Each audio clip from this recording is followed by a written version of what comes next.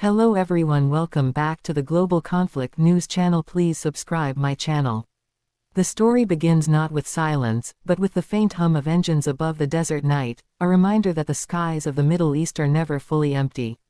For Qatar, a nation both wealthy and vulnerable, the question of survival against an Israeli air attack is not merely a theoretical exercise but a deeply rooted concern tied to its geography, alliances, and the ever-shifting sands of politics.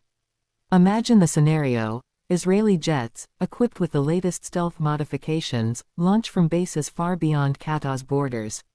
Their purpose is not random destruction, but calculated pressure, meant to send a message and showcase dominance.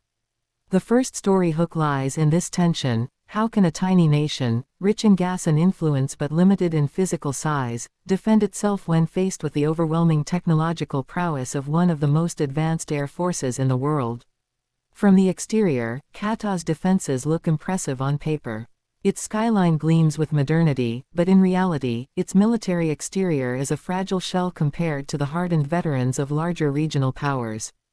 Patriot missile batteries are stationed discreetly near Doha, their long vertical launch tubes ready to spear the sky if foreign aircraft or ballistic missiles approach. The exterior of its defense system includes early warning radars imported from the United States, surface-to-air missile platforms positioned at air bases, and the presence of Allied forces, particularly the massive Al Udeid Air Base which hosts thousands of American personnel and aircraft.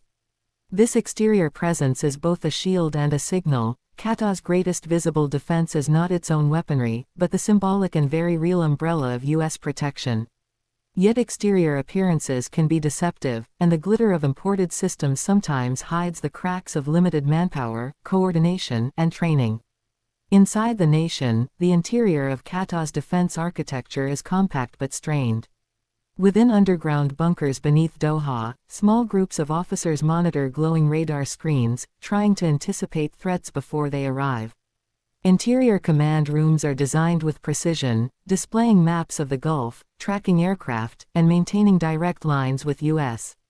Central Command. Yet the interior force itself, Qatar's own air defense crews, faces limitations. The interior strength of their system lies not in numbers but in access to cutting-edge Western technology, purchased at staggering cost. Short paragraphs like this remind us that Qatar's interior is well-funded but not deeply layered, making it reliant on allies to backstop its thin defensive line. Performance is where the real test comes, for war is not a parade of purchased machines but the stress of combat.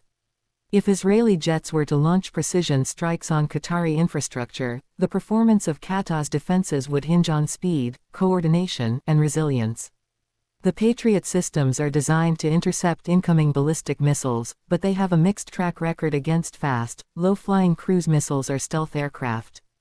Performance here means reaction time, the seconds between detecting an inbound threat and launching interceptors.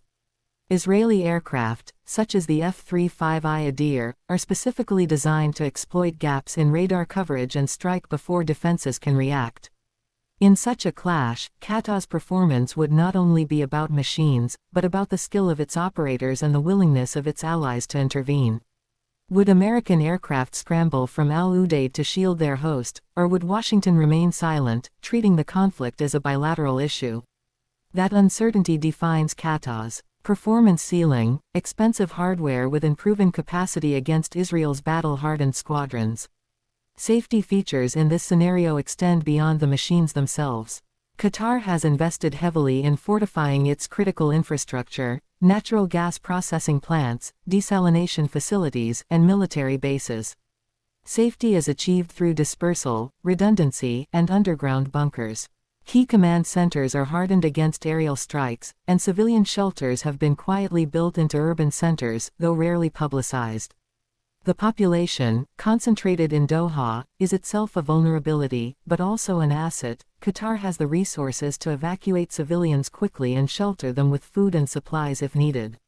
Safety features of its aircraft, like the French Rafale fighters it recently purchased, give pilots ejection systems, advanced missile warning sensors, and electronic warfare suites to survive surprise attacks. Safety here is not only physical but political. The presence of U.S. and Allied personnel creates a safety buffer, for any strike on Qatari soil risks hitting Americans, which could escalate the conflict dramatically. Unique selling points define why Qatar might believe it can survive such an ordeal. Its wealth is its shield. Qatar has invested billions in top-tier defense technology, Rafale fighters from France, Eurofighter Typhoons, Apache helicopters, and cutting-edge air defense systems. Its unique selling point is not quantity, but quality per unit. Each aircraft and system is among the most modern money can buy. Another unique aspect is soft power. Qatar leverages its influence through media like Al Jazeera, through hosting the World Cup, and through mediation roles in regional conflicts. In the aftermath of any Israeli attack, Qatar could use its media power to sway global opinion, painting itself as a victim of aggression, potentially mobilizing international outrage. Unique too is the quiet presence of Turkey, which maintains a base in Qatar, adding another layer of deterrence. While Turkey may not directly intervene against Israel, its presence complicates any Israeli calculations. Price is perhaps the most fascinating aspect of this defensive puzzle. In pure financial terms, Qatar has spent tens of billions of dollars on military procurement. Each Rafale jet costs upwards of $100 million. Each Patriot missile fired in defense costs several $1,000,000, sometimes to intercept threats far cheaper. The price of survival is staggering, yet for Qatar, money is less of an obstacle than time and training. The real price, however, is political. Aligning too closely with the United States makes Qatar a target for regional rivals. Cooperating with Iran for security might alienate Washington. Balancing between these poles is the true price of defense. And should an Israeli air attack occur, the price of retaliation would not only be material but reputational. Could Qatar afford to escalate and risk further destruction, or would it have to accept humiliation to preserve its survival? In conclusion, Qatar's ability to withstand another Israeli air attack is shaped less by raw firepower and more by its intricate web of alliances, wealth, and political maneuvering. Militarily, it could defend in the short term, inflict limited damage on attacking aircraft, and protect some of its infrastructure. But Israel's technological superiority means Qatar could never truly withstand a prolonged air campaign on its own. Its best defense lies in deterrence, making the cost of striking Qatar too high by ensuring American forces are entangled, by mobilizing global outrage, and by using its unique selling points of wealth and media influence to change the narrative. In a world where appearances matter as much as weapons, Qatar survives by turning its small size into a source of leverage, presenting itself not as an isolated state, but as a hub of international consequence. Should Israel attack again, Qatar's response would not be measured only in missiles launched, but in narratives shaped, alliances invoked, and prices paid both in money and prestige.